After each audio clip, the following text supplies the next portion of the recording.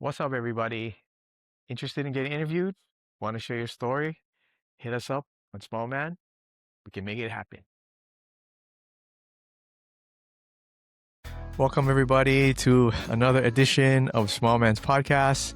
Today, I have the absolute pleasure of interviewing my good friend and longtime older grappler, Ray Cruz. What's up, Ray? Hey, Robin, how are you doing, man? Good to be here. Excited about this. Yeah, we did have a previous interview on my good friend Miley Girl's channel, but just for those who haven't been able to see that video, why don't you give yourself a quick introduction? Okay, so I am 66 years old. I've been doing jiu-jitsu since I was about 50, maybe 53. And yeah, so I've been doing it for a little while. I currently hold a first degree black belt. And I found out that black belt when you're 30 versus a black belt when you're 60 something, big difference. Um, I started jiu-jitsu because my son Braden, right? He started when he was about 5, and I liked what was happening in his life as far as discipline, and also he was having a difficult time in the mat. So I thought I'd jump in and help him out. So I did that, and from the first day, I loved it. And then it came to the point where I was, working on my own thing and letting the coaches help Braden. And so we started with Gracie Baja. Back then, it was Gracie Baja University on King Street. Since then, it's moved to Gracie Bar. Well, it was moved to Dillingham, and then Gavin, who owned that, moved to the mainland. And so we had a choice at that point to continue with Gracie Baja or find another school. We looked at a couple of schools, and that time it was just Braden. Whatever school would work for him, we'll settle in. We probably looked at 3 schools in town, 5 to 10 minutes driving, and then we went up to Kapolei, and things were familiar there because the structure was there. We're familiar with the curriculum, and even though we didn't know that many people up at Kapolei, we decided to stay there. Endure the long drives up there. Some 30 minutes with no traffic. If one time it took us 4 hours to get there. Braden missed his class, and so he was allowed to do the older kids classes, and so that drive was worth it. We've been doing that, gee, maybe about 7 years now. So we stuck to Gracie Bob. Started with Professor Lies up there. Then he moved to the mainland, opened up 2 schools out there, and now couple is being run by Professor Bilal. So about 2 or 3 years ago, we had this vision to open up our own school. So last July 2025, we opened up Gracie Bob Waipahu. So it's been keeping us really busy. My wife's totally in it. So it's me, Braden, and my wife that operate the business, and a whole bunch of other volunteers from the school and from friends and relatives that help us out in that. Right. So um, first it was me wanting to help Braden.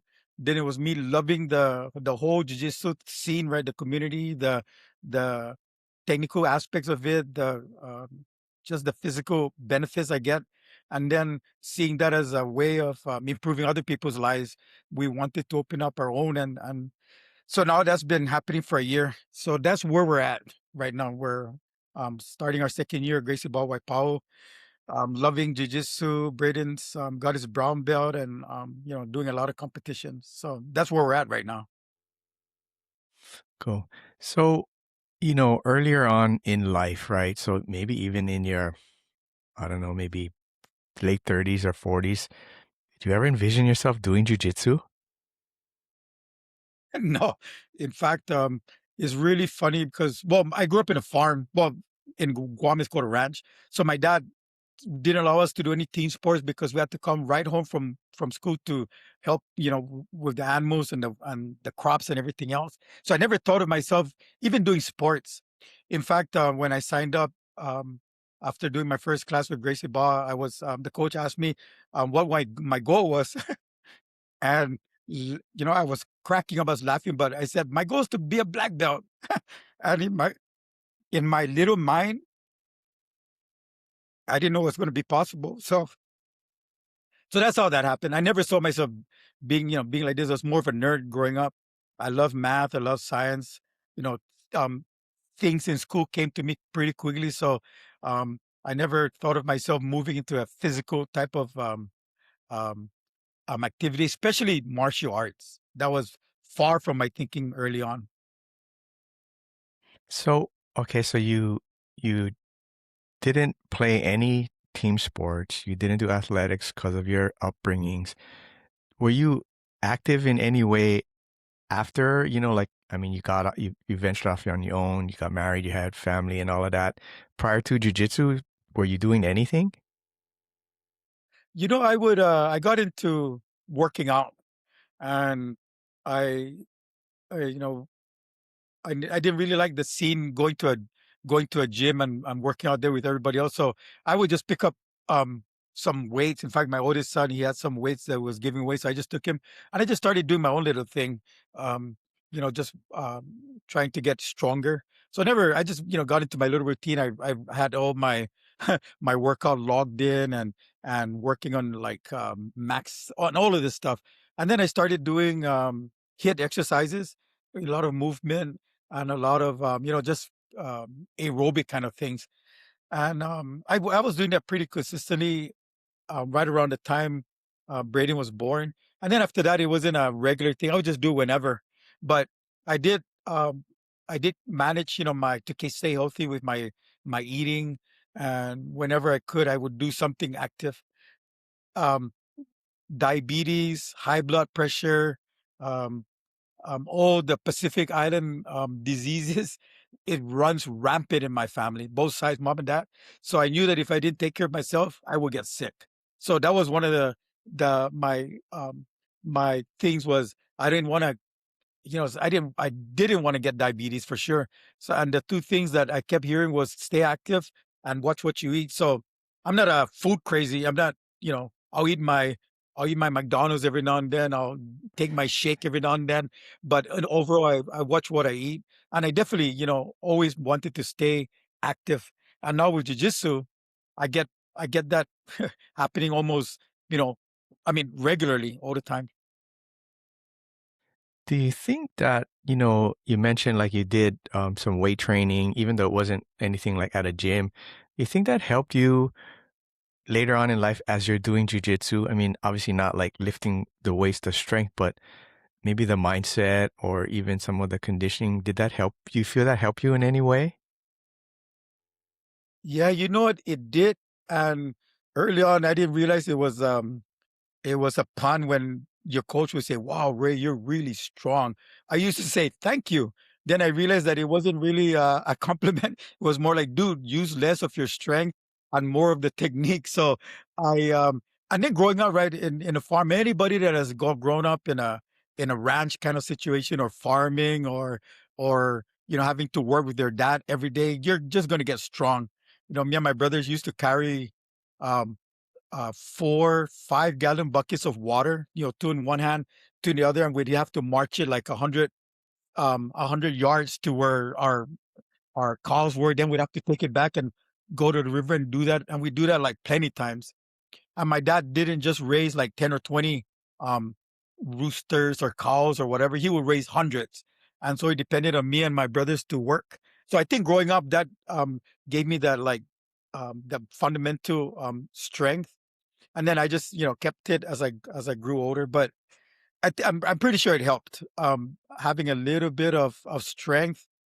Regardless of what people say, a little bit of strength makes a difference in jujitsu. To get that 280 guy off your, get him get him a little bit off your chest requires a little bit of strength. It's interesting that, I mean, we kind of parallel in the sense that I think I started lifting weights, so like when I was in high school, like at home, the cement plastic weights, I would do that stuff at home. And then when I was old enough to afford my own gym membership, I think I joined a gym at like 17, and I had been lifting weights till like probably like my 50s. And it just kind of kept me going. And then once I got to jujitsu, then the weight training kind of tapered off. And then jujitsu is kind of like you. That's our exercise. That's my strength training. It's my conditioning. So, aside Yeah. from like obviously the obvious points of Braden and your health, was there anything else that kind of kept you tied to jujitsu that kind of kept motivating Ray to keep coming and going, even though you probably were getting, just like me, getting beat up every day and come home all tired? Like, was there anything that kind of kept you going back for more? Oh yeah, what is that fear of missing out? I guess FOMO. I would um I would it would really bother me that I would miss technique. Like some guys, I mean, I would hardly miss class, but it would bother me if, like, I'm having a hard time bottom of side control. It would really bother me that I would miss a class. So, like, oh, here's how you get out of the bottom of somebody's side control. That drove me. Like, I don't want to miss anything. I wanted to catch everything, and I wasn't the guy. I was very much not the guy that would go into Instagram or YouTube. I never did any of that. I relied totally everything that I learned from my coaches and my professors, right? So that drove me to come to class all the time. And then the other thing, right, is that I wanted to see my friends Gilbert. I wanted to see Javon. I wanted to see Professor Bilal. I wanted to be with with all these guys that did jujitsu with me, right? And whether I was having a hard time or not, just being with these guys and giving them the high five and rolling with them, that kept me coming, knowing that whatever happened in the day, I would I would hang out with these guys and probably get beat up and messed up by all of these guys. But at the end, right, with that community that I was part of, I didn't want to miss that. I wanted that at the end of the night. So that was really cool that I would have that every I could choose that at every night of my life. I could choose that I could end my day like that. That was pretty cool. Nice, nice. Okay, so I asked or indirectly asked these questions. This topic comes up to everybody on the interviews, right? Do you think when you first started, you were that spazzy white belt? Where there's ever a time where that was you, like where you kind of just went overboard in strength and tried to do things, or were you kind of calm to start off?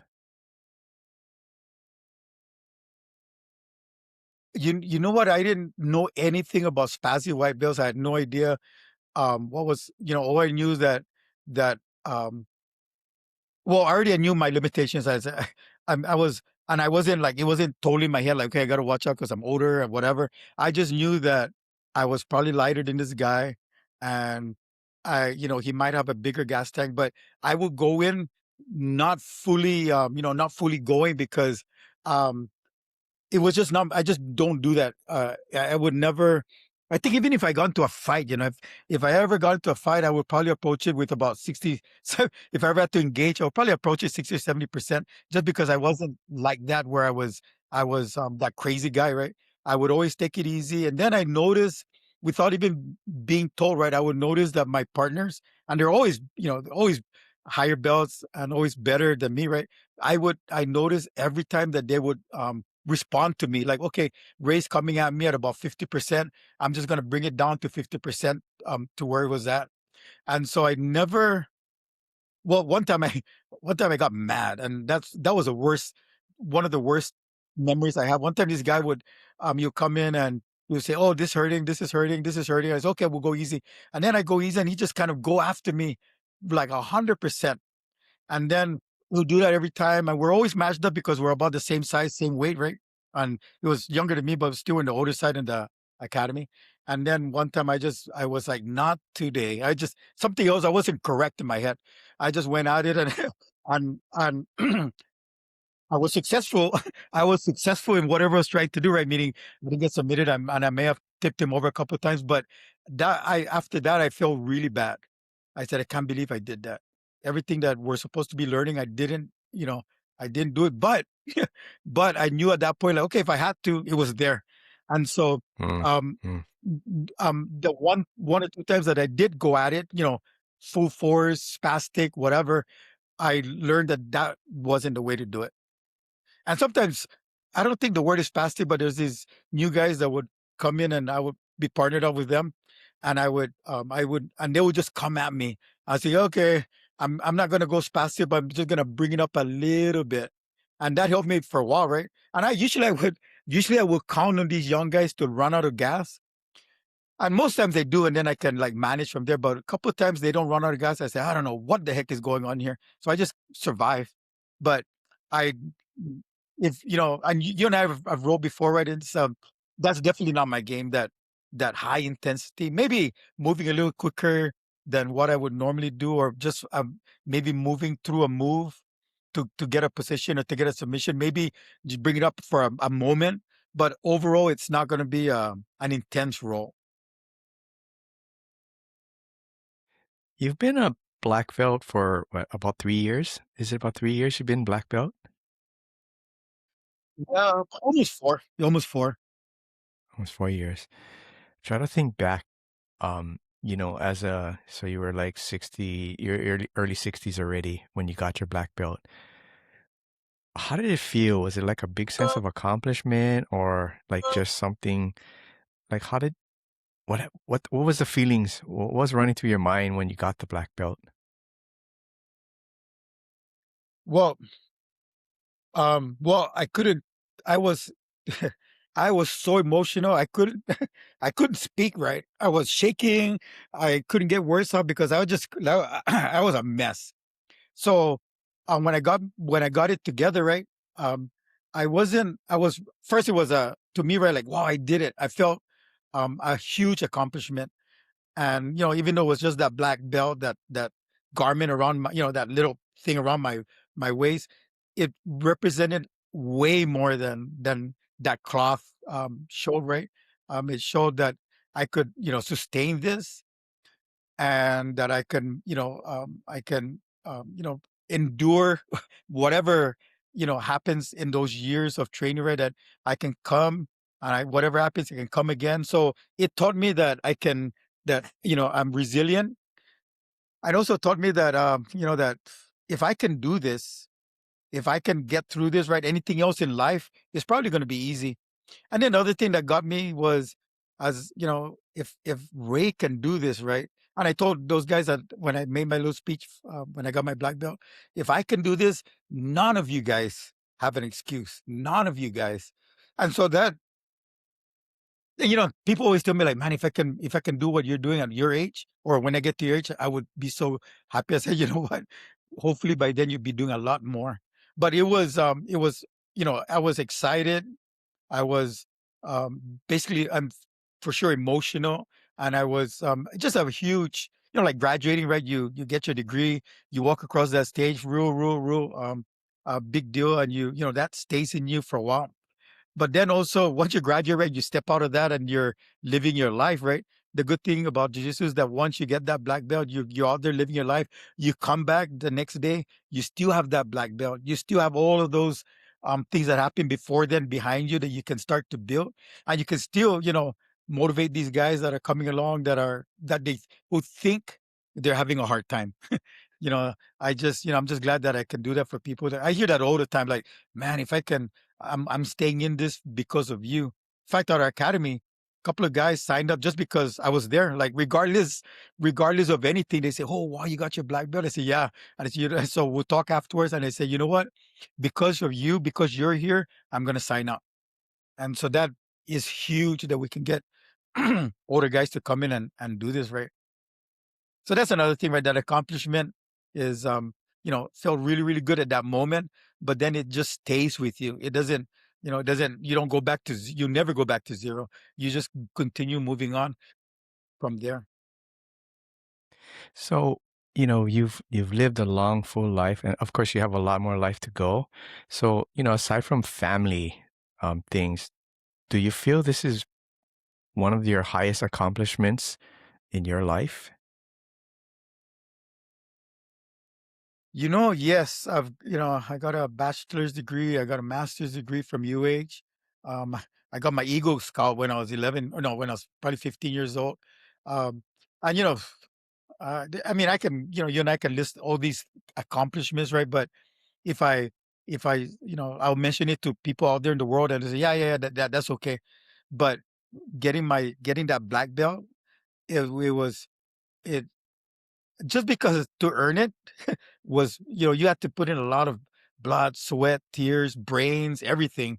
When I got my master's degree, it was just 3 years of hard work, and And it was just studying a lot. And so, I can do that, right? I can study through exams and read books, but to accomplish the black belt or to accomplish even any belt in jiu-jitsu, right? That means that you didn't just have to have be smart. You had to have, some physical intelligence. You needed to show discipline. You needed to come to class all the time. You need to put up with the BS that comes with everybody, everything that comes with it, right? Because we do have some you and I know that we have some BS out there, and they come and they go, but you know, it's compared to anything, it's way more satisfying, and I feel way more achieved because of that than anything else I've done. What do you think it's gonna feel like when Braden gets his black belt? Uh, you know, well, it's gonna be exciting. I'm probably gonna, I don't know what is gonna happen, but it's I um I saw that a long time ago, right? I just to myself, I said, okay, he'll get his gray belt at this age. He'll get his yellow white belt at this age. He'll get his orange. He never made it to his greens, and I knew that he eventually is going to get his blue. And then in my head, I'm calculating when he's going to get his black belt, and that's not that's not far away, right? And so it's weird because with Braden, with me, right? That it was like, oh, he's older. He has a lot of wisdom behind him. He can talk about, sustainability, can talk about maturity. When people like Braden and even, your boy Carter, right? When they get their black belt, it's more like, ooh, I can do a berimbolo. I can hit this move. I can, I can pass your guard with this technique. With them, it's a little bit different, right? There's a lot of techniques. And just because, they're young, right? British young. He's 19 years old, so he doesn't have too many, life lessons behind him that he can work into his jiu-jitsu. Me, I have a lot of lifelong lessons, so it's going to be really exciting when he gets his black belt. Probably have a big um, event when that happens. But when you know something's going to happen soon, and when it does happen, like, okay, good, it happened. But for me, right, wow, it happened. So it's a real big difference, and that's going to be exciting. It's going to be definitely exciting, and I don't know how it's going to be weird. It's going to be really weird to with all the kids that have been training to call him Professor Braden rather than Coach Braden, rather than whatever. In fact, there's a bunch of younger guys, 30, 40s that I knew before jiu-jitsu, right? They will call me Uncle Ray. So they don't know what to call me. Uncle Ray, Professor, Uncle. They're not sure. So my daughter, she's training. She doesn't know what to call me. There's a Professor, Dad, whatever. So, but it's gonna be cool. It's gonna be really cool. And your boy Braden. There's some other kids coming along like Kavai. There's a whole bunch. There's gonna be that generation of black belts that are gonna be so technical, so good that it's gonna be I don't know. It's just gonna be a different type of black belt. It's gonna be is these guys are gonna be so technical. They're gonna be I don't know. It's just going to be different. That that wave of black belts is going to be coming through Hawaii here in the next 5 to 10 years. I think you can kind of see it a little bit now, right? Like I was talking to somebody here, and jujitsu started on the islands maybe like late 90s, right? And there was a certain style that came in from Brazil or whoever brought it in, right? And they weren't like 20 something year olds. They weren't even 30. They were older people already, right? So now you look at some of the schools that's coming up, right? Like Trickster and even at Concept and like DVG. They're younger guys. They're younger black belts.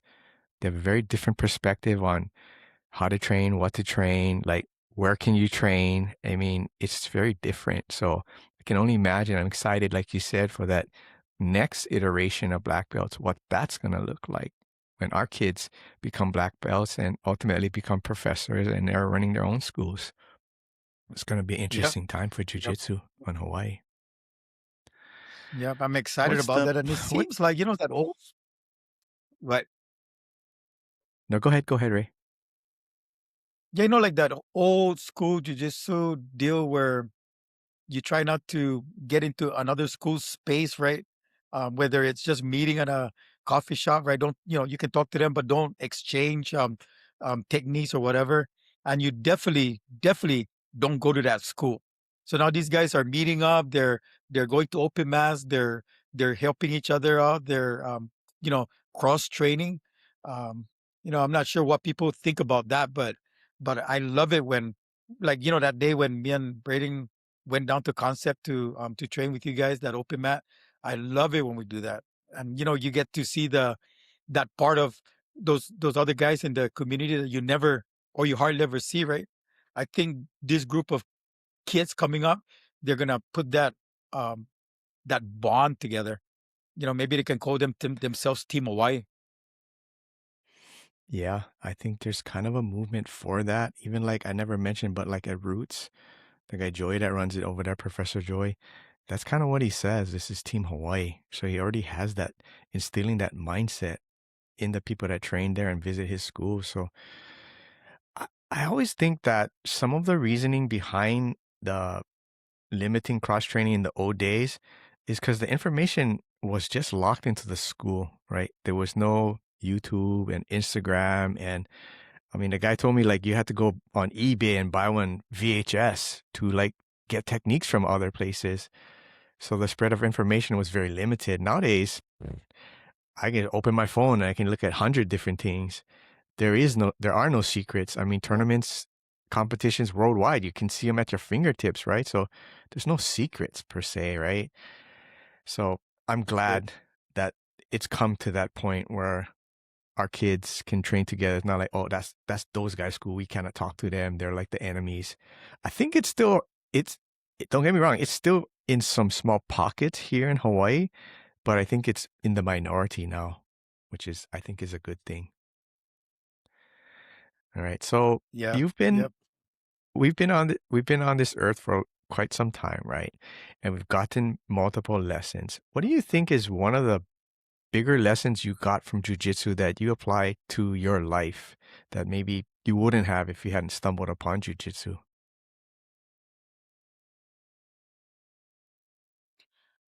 It's I don't know, to me it's that calmness, whatever situation out there, whether your boss is calling you into your office and wanting to talk, right, rather than getting all nervous in the beginning, let me just take a deep breath and let me just approach this calmly.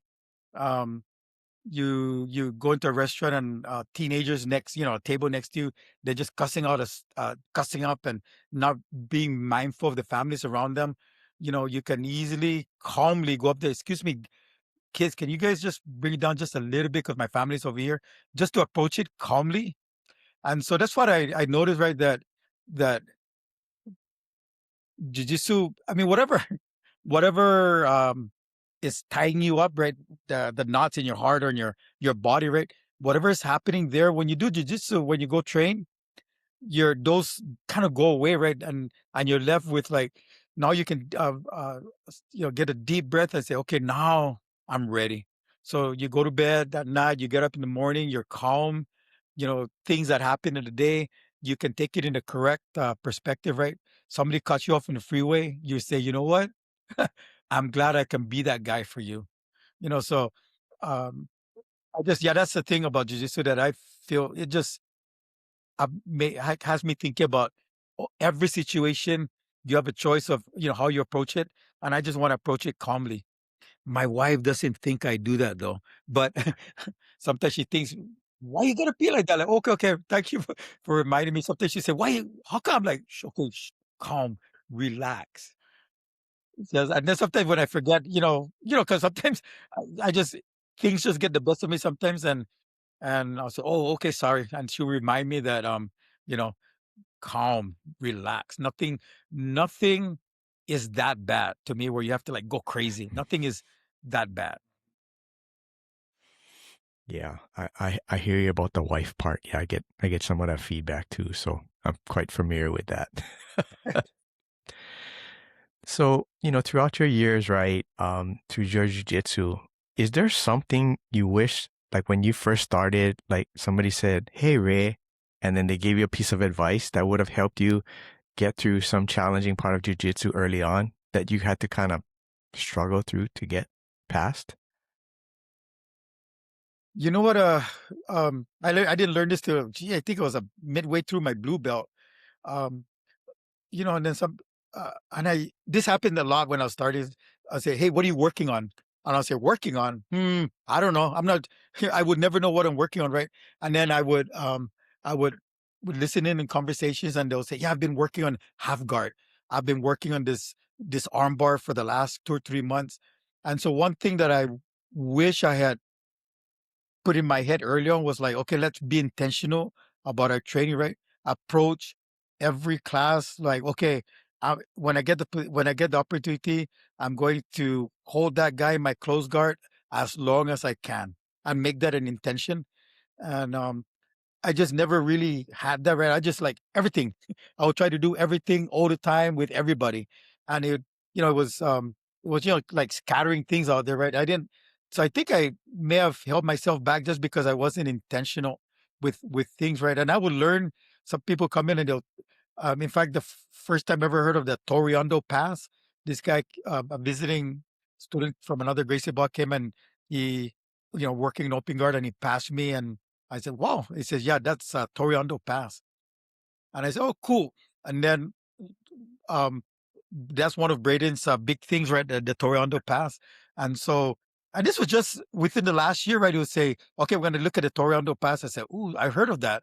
And then, the Bullfight Pass. And I was thinking, man, if I paid attention to that early on, I would be so much, no, I mean, I'm not sure how much better I'd be, but I would have that idea of like that open guard passing. I think I will have that idea better fitted in my head if I was more intentional. So that's one thing I wish, well, maybe somebody told me I just didn't listen. I wish I had that was in my thinking that, be intentional. And I think one of the things that may have hurt me well, it didn't hurt me, but I came all the time. If there was a class, I was there. I would be there 5 days, 6 days a week. If there are two classes, I do two classes in a row. I just be there all the time. And I think what happened was I got so I took it for granted that I was going to be in class. And I did like, okay, I'll just learn something today. I think if somebody's told me you can only do 3 classes a week and that's all you can do, I think I would be more intentional with what I did with those 3 classes. But I think because I would just do all the classes, I like, oh, whatever. I'll just learn everything all the time with everybody. So that's why I wish I fixed in my head a little bit more intentionality with my training. When you first started to now, has your style of jujitsu changed, or have you pretty much kept that same approach to the techniques, the positions, the things that you try to accomplish within your roles, or has it changed as you've aged? You know, it stayed the same, pretty much the same, right? I just, but now I have way better understanding and I can put in the details. I always like half guard, bottom or top, right? I always like that. But now I can, ooh, from here, ooh, there's a sweep, like that famous sweep that you do to me all the time, that John Wayne sweep. Said that, you can, like from here, I can sweep. Oh, from here, I can get that leg out and I can maybe get to mount. Before I would just say, okay, let me just see what I can do, right? But now that I'll still do the same thing, right? If I rolled with the Ray, another me Ray 10 years ago, I think we'll be doing the same game. But now this Ray will probably have way more detail. I'll add way more details than what I didn't have back then, right? So pretty much the same, right? Whether it's half guard or side control, I would pretty much the same game, just more details. And then the other thing is that I would probably still be going at the same pace. Whatever pace I did, maybe getting my blue belt, it will still be the same pace. Or as far as intensity, probably be the same intensity. Mm, mm, mm. Do you think there's any common misconceptions about us old guys, us old grapplers from, other people looking at us? Um, you know what I think there is, and some of them are correct, some of them are wrong. And you know what I if like these guys that are don't do jiu-jitsu, right? And sometimes I think of it as basketball. You know, you have you see 5 18-year-olds challenging 5 50-year-olds, right? There's going to be a different, and these 18-year-olds are going to look at these guys differently. Like, okay, these guys are going to be slow. They're not gonna jump high, so let's just fix the game like that, right? So I think the same thing is happening in jiu-jitsu. These younger guys, they look at us and they well, number one, I think I don't well, sometimes they take it easy on us, and I appreciate that, right? They like, okay, this is Uncle Ray. Let me just go a little bit easy, and so they number one, right? They that respect factor is huge with these guys. And sometimes I mean I appreciate that, but sometimes I just want to roll. Sometimes I just want to let's go get this. But these guys are like, oh, I don't want to, like there's one cool guy that I would roll with a lot, and every time he sweeps me, he say, "Oh, sorry, sorry, sorry." I said, "Dude, don't be sorry, but try it again." But yeah, so there's that. I think that misconception is that we got to take it really, really easy, these guys. And sometimes we don't want that. Sometimes we want that extra, just give it to us. Mm. And then the other thing, I think the other misconception is they probably don't think that we can do things that we're able to, right? Like, oh, he's not gonna, he's not gonna catch me in that triangle. Then all of a sudden, oops, got caught in a triangle. Sometimes the two things I noticed that they they give us well, and so sometimes I don't want everybody to hear this because I appreciate them. Take it easy because I want to roll them, but also sometimes I just want it, and sometimes I just pull that collar a little bit more aggressively. Okay, this is a signal that we're gonna go now. Okay, and then a lot of times I regret it though. Sometimes I'll say, okay, we're gonna go right, and they'll say, yeah. Then when we go, oh, okay, maybe I spoke too soon there. And then also the other things that sometimes they don't really they don't I'm not sure I don't know how to term it, but maybe not giving us enough credit for the techniques that we can actually pull off, right? So I think that's another thing. But definitely they are aware that we move slow or slower. They're aware that we may not be as strong as they are or maybe flexible. So they kind of, at least the guys I roll with, they're very mindful of that. They're very mindful of that. That's good. That's good. So, what kind of advice or what would you tell somebody like they're like us, right? They're maybe in their 50s or even potentially in their 60s and they're on the fence about starting jujitsu. Like, what would you tell them and how would you try to guide them into at least trying it? Well, I'll say do it. Do it, and I'll just start listing the benefits. You're gonna you're gonna have a good workout. You're gonna sweat all the time. Your body's gonna move like it's never moved before. If you're careful of how you do it, you won't get injured. Um, you're gonna find the best people in the world. And that's a hard fetch one. Like, what do you mean find the best people in the world? So yeah, you're gonna run into people that would be amazing, all these benefits. And then it always comes down to, well, let's just say we got them wanting to do it. It usually comes down to either time or money. And when retired guys usually have no problem. Oh yeah, I'm gonna do it because I have nothing else to do. Um, so when we can convince them, like, what else are you doing in your evenings or in your days? I'm sure you can cut out an hour or two to do this thing, this amazing thing, right? And then sometimes it's money because some people just have a hard time. And then like sometimes like for us, right? We in our academy we're at the point of signing people up. After each class, they'll do a trial. They don't pay for that. We come in, we're talking, and you know, and I I don't do the hard sell. I let the experience in the mat sell itself, right? And I'll just, hey, you had fun, right? Yep. And I'll give them all the benefit, like list the benefits, and then I'll wait for their response, and sometimes it's money, and I'll say, okay, so um, you know, and I try not to, because I don't want to get in the face about anything. In my mind, I'm thinking, how much medication do you take? How many times have you visited your doctor? How many cups of Starbucks coffee have you had? Your subscriptions for your internet and all of that stuff, right? I don't want to get into that, but I always tell them, like, you know what? Um, you'd be surprised how how much this is going to help you. So I talk about the value. I'll say, it's this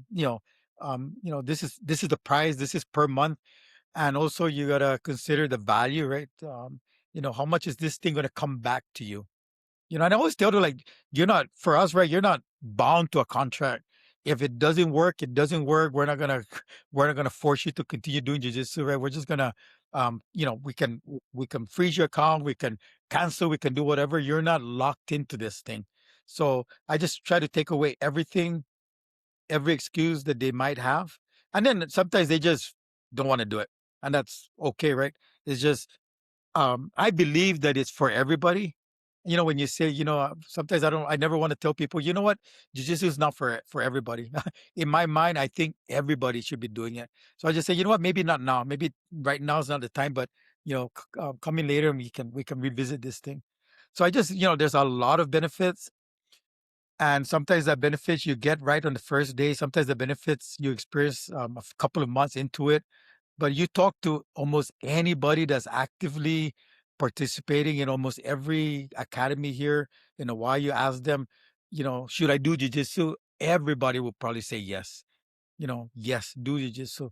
And when you get that many people saying yes, like, let's take away the excuses.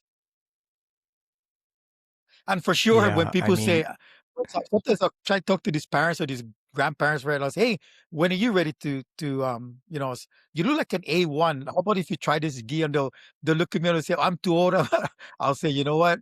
A lot of excuses will fly here, but not that one. I'm sorry. You got to use another one. yes, that's funny you say that because even where I train, when people say I'm old, I go, how old are you again? Can you tell me? This one kid just started. He says, oh, I can't do this because I'm old. He's 19. I said, no, you're not old, bro. You got a long ways to go. You can say a lot of things like you said, but you're not old. You're definitely not old. So try to think back, right, when you got your black belt, right? I know it was an emotional time. It was a sense of accomplishment. Did it, do you feel like it changed you in any way? Like Ray the person, You mean upon getting that black belt or just along that journey? the black belt, that moment when it, Well, when it culminated with the black belt? when it came, right, and I sort of around my waist, and all these things start to settle afterwards. I realize now that it's not just me doing jujitsu anymore. It's not me getting better at jujitsu. It's not me working techniques right. Now it's that person I'm partnered with. Now is that mom sitting on the bench watching their kids. Now it's like people I talk to right now. They say, "Oh, you do jujitsu?" I say, "Yeah, I do jujitsu."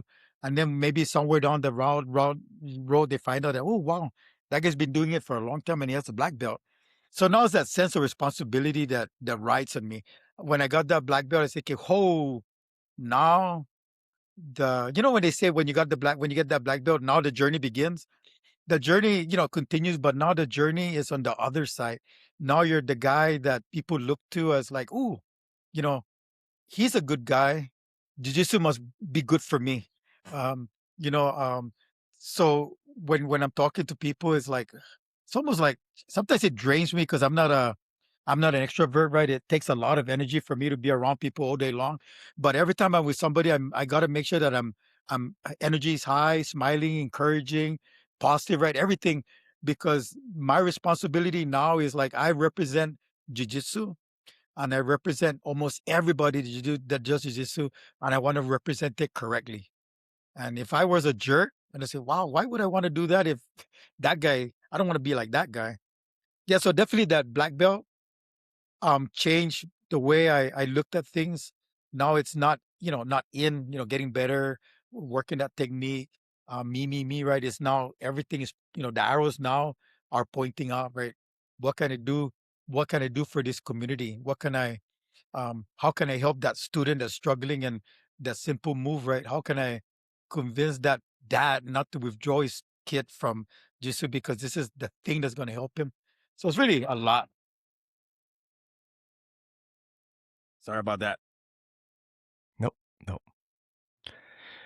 Do you think so? You obviously, you guys do belt promotions, and I'm assuming it's like you, Braden, and some of the other instructors, other professors at the other schools. But do you factor in the aspect of character as they elevate? Right? I mean, not saying that you can promote a guy to blue belt that's a knucklehead and doesn't have as big an impact, but as you elevate in the ranks, right? Purple, brown, black, even. How do you put character into that equation when you guys are figuring out, do we promote this person or not? Yeah, promotions are a funny thing, right? And people have their different perspective on it. And on Gracie Ball, right, we have this schedule. When someone attends this many classes for these many months, they get a belt or they get a stripe. And sometimes we adhere to that. Sometimes we don't, right? So attendance is one thing, is the least important thing, but it's important, right? Because that shows discipline. That shows your resilience, right? The other thing that we look at is your technique. Are you getting better? Are you pulling stuff off that that we're teaching? And we don't compare your technique with somebody else's technique. We compare your technique today, then your technique we compare it to your technique like a month ago.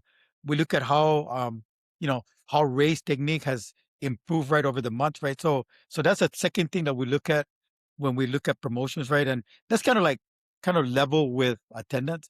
But the big thing is that character. Um, if if I ever gave out a blue belt to somebody that was the he would win his divisions at Naga, and he would come every day to class, right? And I put that belt on this guy that was a not a good guy, I would feel horrible. So we're not gonna give him that belt. So we and then sometimes it's really weird because I've grown up and you just never knowing don't ever ask about your promotion, especially adults, right? Don't ask because that's like I don't know. It's just something that I grew up with. And now if one of the adults asks me when's my promotion, I'll just say, hmm, I don't know. But we'll find we'll figure it out. But um the attendance might be there, the techniques might be there, but if they're um not safe to roll with, or if they're, um, I don't know. And there's still a lot of ways that you and I can judge someone's character, right? But uh, we definitely look at the character as a big indicator of when they're going to get promoted.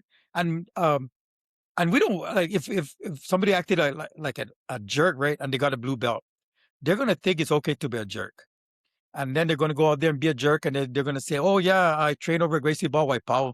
That would be horrible.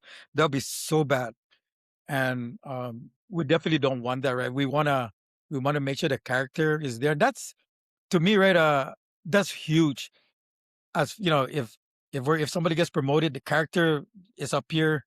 Um, Proficiency in jiu-jitsu is over here, and attendance is right around here. So we look at all of that. And I'm not sure if I'll get in trouble with Gracie Bob for saying that, but that's what we're doing, and that's what we're gonna stick to. I think that's super important to take that into account because to your point, right, just like you at black belt representing all of jiu-jitsu and all of the students and all your school, the same holds true for anybody that wears one of your belts and goes out into the world. And if they're not a good person, what is the people's impression of your school, of the professors, of the instructors that they let these types of things happen, right? So I got a hypothetical question for you, right? And I'm not trying to call anybody out, but say you have a student that two of the three lines up, but the third one is not there. How do you address it? Do you confront the person? Do you try to coach them? Do you talk to them? Like, what would your approach be to that? Well, if it's attendance and if it's proficiency, we just keep our mouth shut. We just until they ask, right? They'll just and after a while they're thinking, wait, how come that guy got promoted and we started at the same time? Maybe they'll ask, and then when they do ask, we can uh address it there, right? The tough thing is that character. Um and so we can address the attendance part easy because we that's objective, right? That's right in front of them. We can address the proficiency because we know how they roll. The character though, that's a tough thing because the people you want to address those character issues to are not ready to accept them a lot of times. And when if they don't bring it up, right, we just we just kind of remain silent. We're not, we're not. We're just gonna keep doing this thing, and then we'll let you know, Braden take care of it. On the mat. We'll say, okay, he needs he might need a little lesson, and then he'll roll a little bit harder than necessary, maybe, and Braden will kind of catch him, and then the next roll will be another one of our guys. We have a guy, Lyle, is he helps coach. I'll say, okay, now you roll, Lyle, and then maybe that will help calm them down a little bit. And then if they can endure that, like getting beat up, maybe that will teach them a little bit of a lesson. But those things are real tough. Not if they just come up, if they just ask me, why am I not getting promoted? And I say, come, we need to go next door. And we'll talk when nobody else can listen. I'll say, you know what? We love you, but dude, we gotta fix this, man. If it gets to that point, some people just won't hear it until the words are direct and comes out of your mouth. And then if they stick around, they'll get better, and sometimes they don't. And what I believe, right, and I've seen it happen all the time training with Gracie Ba, where um they'll come in, their character can be worked on, and they're not willing to have it worked on, and they just leave on their own. They quit, and so it has a way of correcting itself without having to say a word. That's why a lot of times we just remain silent. Or somebody else would tell them, another one of their training partners just say, "Hey, why you gotta be like that?" And it's okay, good. That keeps us out of the picture, right? Why you gotta be like that? Right. You don't need to be like that. Right. And usually the mid-40s dad that would tell you that, like, "Hey, dude, relax. Stop being so mad. Relax." They have no they're not vested in this guy's life, right? So they'll just tell them. And hopefully it gets better. Yeah. Yeah. Those are difficult conversations to have. And to your point, if the person is not ready to accept that type of input, they're just going to say, "Oh, you guys are the problem, so I'm just going to leave and go somewhere else." And they Right. never fix it, right? So that's kind of unfortunate because at the end of the day, jujitsu is there to help people get better, not only in their skill in jujitsu, but to just be better in life. Yeah. Yeah. All right. And then I on got the one other last side of that, question right? for you. Go ahead. Go Yeah, ahead, on the Ray. other side of that, Robin, um, a lot of times I'm looking at these, I'm observing these guys, right? And I'm I'm pretty good at that. Like you look at people at the surface. I'm I think I have a good sense of like reading the next level down, right? And I'm watching these guys, and I'm thinking, this is the only time that this guy can fix this. This environment that he's in is probably the only opportunity that we can fix this guy or girl.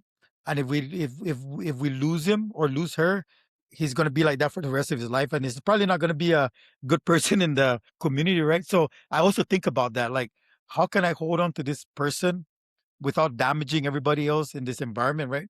So I think about that too. Like, I want, we need this guy needs this, and he doesn't know it yet, but he needs this. So that's another part of that I think about a lot. Yeah, because I talk about a lot this in the podcast about God's plan, right? About people being placed in your path for a reason, right? And then they come to your school, not by chance or luck, right? There's a reason they're at Gracie Baja Waipahu under Professor Ray Cruz, right? You're there to help guide them. You've been on this earth and you have a lot of life lessons and knowledge and wisdom to share. So I mean, fortunate for the people that take your advice, and hopefully that person that doesn't has someone else in his path to get him on the right, in the right direction. Right. Yep. All right, I And got I got one at last our school question we for have a you. Go we have go ahead. There's a oh, just another pause. thing, and then There's a at our delay on school, my. yeah. Oh,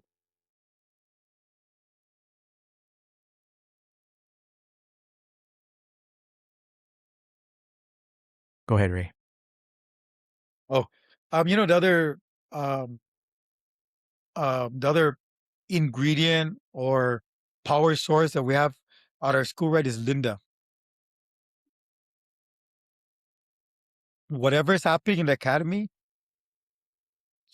good or bad or ugly or whatever, right? She can come in there and just take care of it like magic. And whether it's a child crying or a parent wondering what's going on, or you know, two students kind of having a little conflict, she's there to fix it, and she'll take care of it on the spot, and she comes from a place that she where she cares, and she's like mom or grandma, auntie or whatever, right? So we have that, and Brady and I are really lucky that she's there because she takes care of all of that behind the scenes stuff. The woman or mom's touch is very magical. Yep. All right, I got one last question for you. So, what's something a 25-year-old black belt wouldn't understand that a 66-year-old black belt just knows? Okay, so 25, 25-year-old black belt, they already have a lot. I'm thinking they have wisdom. They're technical, they're good at jiu-jitsu. They're probably like one of the main enforcers on the mat, right? And because they're black belts and they've been doing it a while, and then they have some life behind them, right? They have some wisdom. Um, I think one thing I notice with these younger, I'm not sure black belts or just higher belts, right, is that sensitivity to people they may not have. Like, hey, did you notice that your partner um wasn't smiling when they entered that room? Did you notice that they've been coming late for 3 days in a row and their attendance usually was 100% in the past? Did you notice that they missed a week's of class and they never miss a week's class?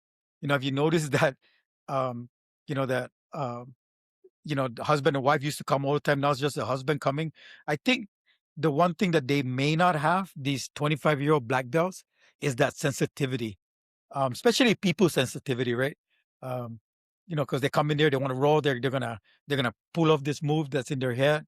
And when I come into when I come into jiu-jitsu, I say, okay, how's everybody feeling today? You're doing good, you're doing good. Hey, how was your 4th of July? Hey, hey, how was that trip coming back? And then then we'll get rolling. We'll slap and bump fist, and then jiu-jitsu will start in my brain. So I think it's one thing is that sensitivity that they might not have towards others. And that to me requires many, many years of living.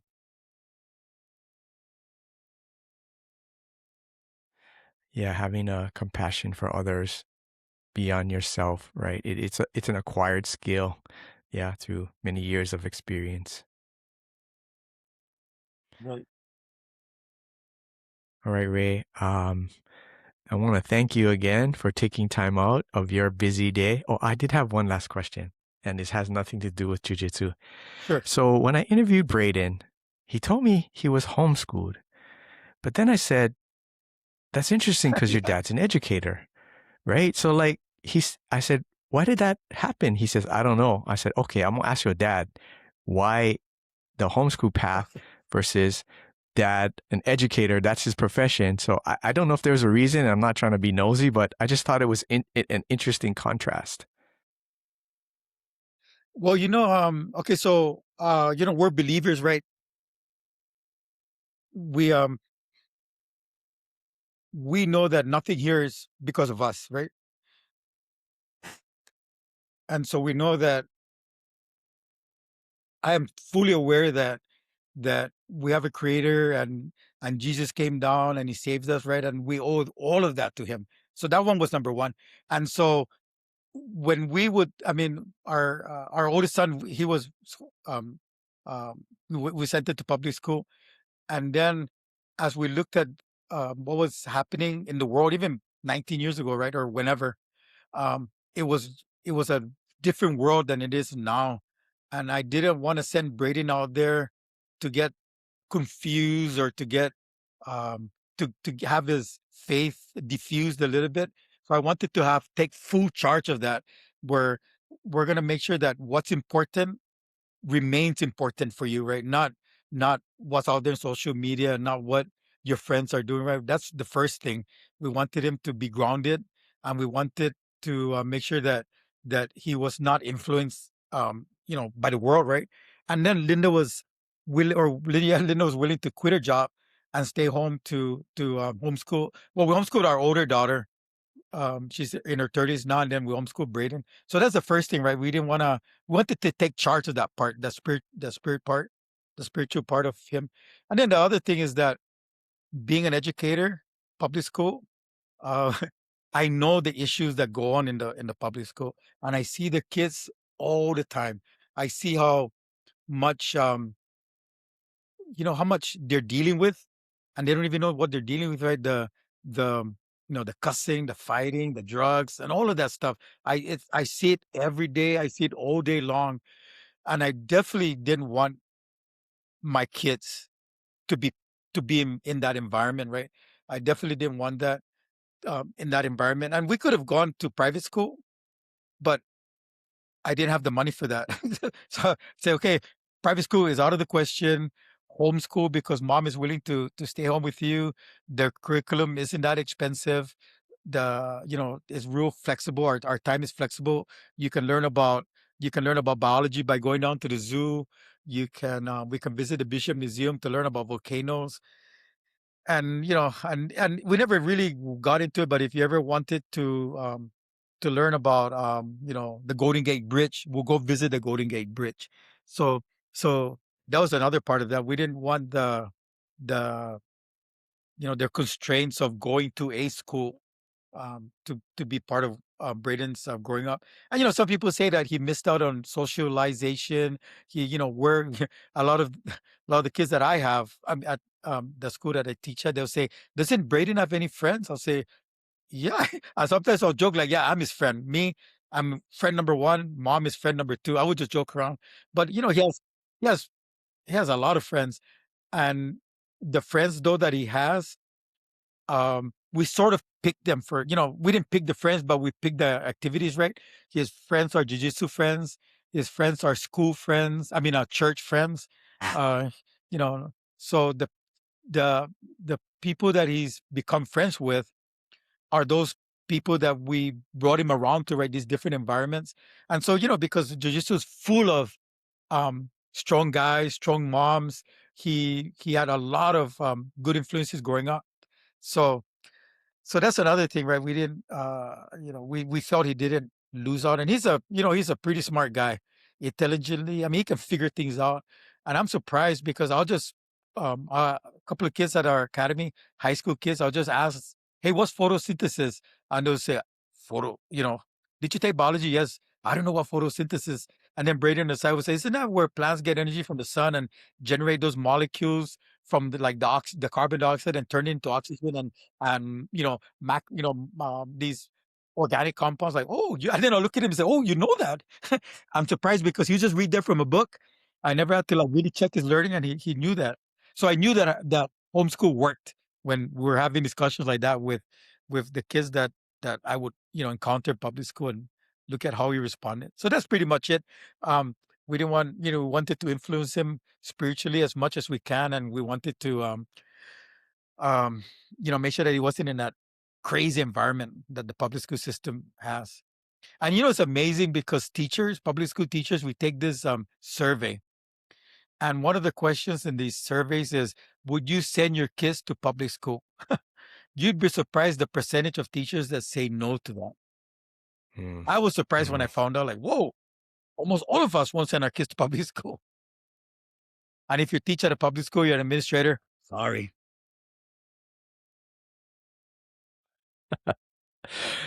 All right, Ray. Again, so I want to thank you for taking time out of your day to talk to me. Um, I want to give you a chance to like shout out anybody that you want to. Um, Go ahead. Okay, so I'm gonna miss a lot of people, but I'm gonna give it a good shot here. Um, Professor Elias, who started us, started Braden the journey. Professor Bilal, all the black belts, all those guys up in Kapolei. If I start to mention them, some of them are gonna get mad. Like, how come you didn't mention me? But I'm talking about you. I'm talking about you. Oh, you guys are Kapolei. I also want to give a shout out to all of our students and families over at Gracie Bar Kapolei. We have some coaches that are real instrumental to our growth. We have Coach Lyle, He helps us as adults and his family. We have Coach Jordan, Coach Evan, Coach Chase, Coach Isaiah, Coach Chris, and Coach Alasia. Right, those guys, they're so um, um, are loyal to us, right? Helping us with our kids program. And I keep telling them one day we'll pay you. I keep telling them one day we're gonna pay you. But for now, thank you very much. So we really want to appreciate we want to extend out to those guys, right? Um Outside of that, right, we have really good friends that support us here. Then some close girlfriends that are always helping us out. We have Sherry, we have Deborah, and then we have some pastors at church. Pastor Paul Brown. He helped us open up gave us the blessing when we opened up. Um, let's see. I know I'm gonna forget people, but uh, there's a professor out in Vancouver. He owns a Gracie Ball School. His name is Professor Raz. I want to do a shout out to him because he's also helped us get started. And then this process of getting the school going right. Um, Professor Paul Van helped us get started.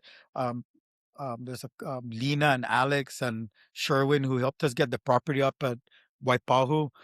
Really, really huge blessing that we're able to do that and get the support that we get from those guys. And then also, Braden, of course, my main coach, Linda. And, the biggest one is, Jesus. I want to make sure that we give him number one because he's the man. He's the reason why we're all doing this. And and also to you, Robin.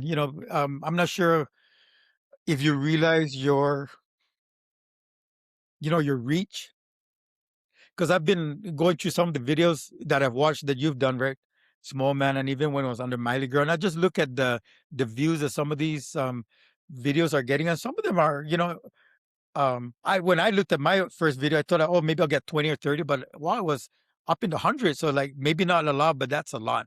And I just want to thank you, right, for doing this because people are finding out about your podcast. People are watching, people are tuned in, and they're talking about this.